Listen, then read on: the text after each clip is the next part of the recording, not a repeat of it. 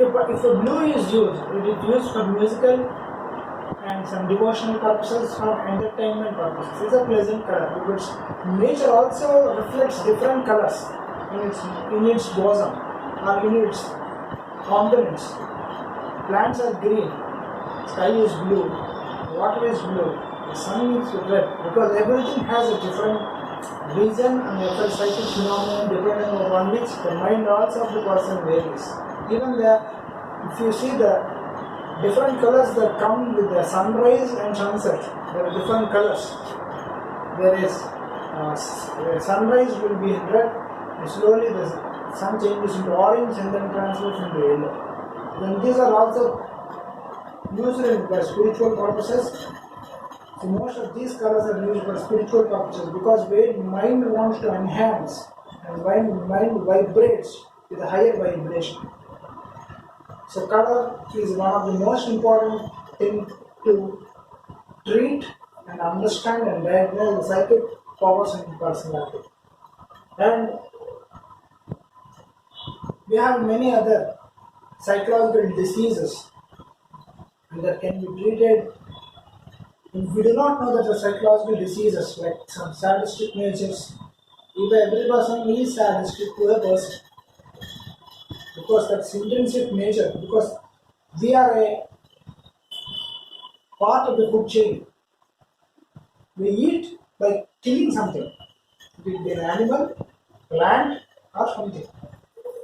To survive, a man has to kill something and eat, or has to take something from others, because that's the nature. So what is happening? So we have a psychic phenomenon of amusing the pain of something. We are taking the pain of some living being into us as our food. So this slowly develops as a sadistic nature in us to enjoy the pain of others. That's why if we get angry, we try to hurt others. There's the inner psychic substratum that we have. That's the innate nature of the vehicle. But we have to voluntarily observe ourselves and try to rectify these psychological parameters. And there are many psychological diseases like fears, security of securing oneself, and many psychological fears that arise due to social events and crimes that come up due to the misbehavior of the persons. Why there is rise of crime? Why a person tries to kill others? Why there is rise of crimes? Because of the psychic phenomenon. Their mind is not trained properly. Their personality are not aligned with the mind. Only medications cannot cure. They try to stop it, but they cannot cure. The cure has to be done through the other psychological and other alternative medical therapies. Criminals are not born; they are made, and they have to be cured properly. The punishment cannot is a way of stopping the people from hurting others, but it cannot cure the hurting nature of the person. So psychological substratum, he has to realize. So we have to cure the cycle. Where we have been cured, only the mothers and the parents or the family only can cure because they raise the first family. If the child is born, if parents are not there, if he is born directly in the society, is grown up by the society, then the fate of nature makes him to something.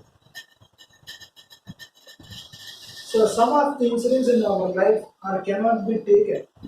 There are, you see, many people not having parents or elders at a younger age. But they are trying to be something psychic phenomenon because they see the different angles and behavioral patterns of different persons of society and they turn towards that psychic phenomenon. It's not our individual behavior. Every behavior that we exhibit not only with our children but also with other members of the society do reflect forms of psychological substratum on others. If a beggar comes to you, a boy beggar, a child beggar comes to you, if you scold him, it forms, if you scold him, or if you unlike him, you prattle him, you kick him, or the type of behavior that he shows towards him, it forms a psychological impact upon his mind. If you care, then he will know that there is a process of caring When he tries to care others unwillingly. If you scold him, you are starting in his psychic mind a process of scolding, of hating because of the socio-economic difference, and that angle runs in him.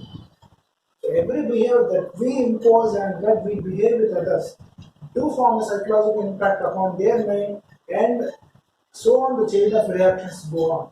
How we cannot correct the world, we cannot correct everyone. We can only try to correct ourselves. Try to behave within a preserved behavior. Try to control your emotions. Read as many books as possible. Increase your knowledge. Have a study of a more broad view of study of every subject.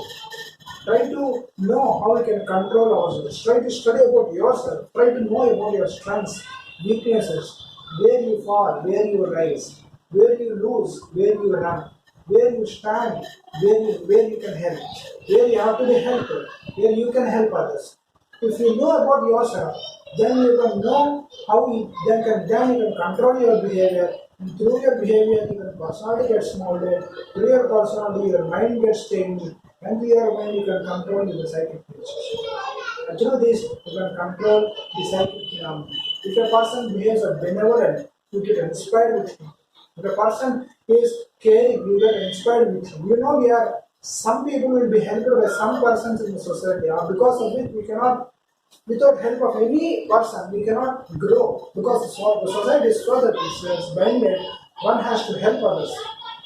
But we remember the persons who have helped us at the time of crisis, because that's a psychic phenomenon. Then we try to help others who are in our position. That's a psychic angle of phenomenon. So also, we have to also form such behavior, irrespective of these circumstances that come up in our life.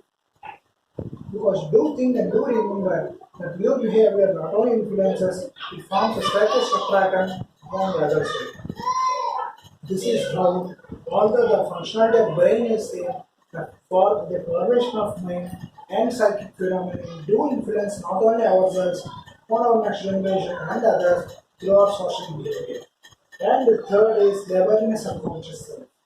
What is the conscious? Today I give you few techniques of questionnaires to try to answer in your next class. What is consciousness? What are you? Who am I?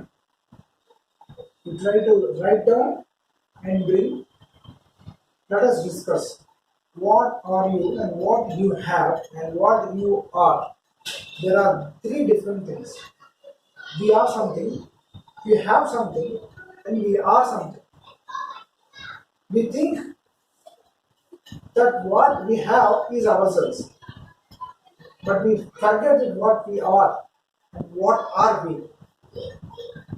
These are the psychological training techniques. You write down the answers, because the recognition of consciousness is one of the most important in psychological training. And not only in psychology, yoga and parapsychology, in all these meditation courses, transcendental courses, they also have the same questions. They slowly take you to meditations, to music, to colors, into a psychic vibration. They make you realize who are you. There are few methodologies in this parapsychology, like past regressions, past birth regressions, and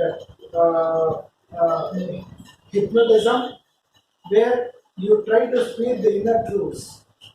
And now there is a new type of study called mentalism, where you can people try to know whether who are you by exhibiting yourself. There are different types of studies that are now coming down of psychology, and we will have good lectures and guest lectures from erudite or persons who have been studying in this aspect. We will have guest lectures from these people. Meanwhile, try to think and ponder who you are, why you are, and what you are.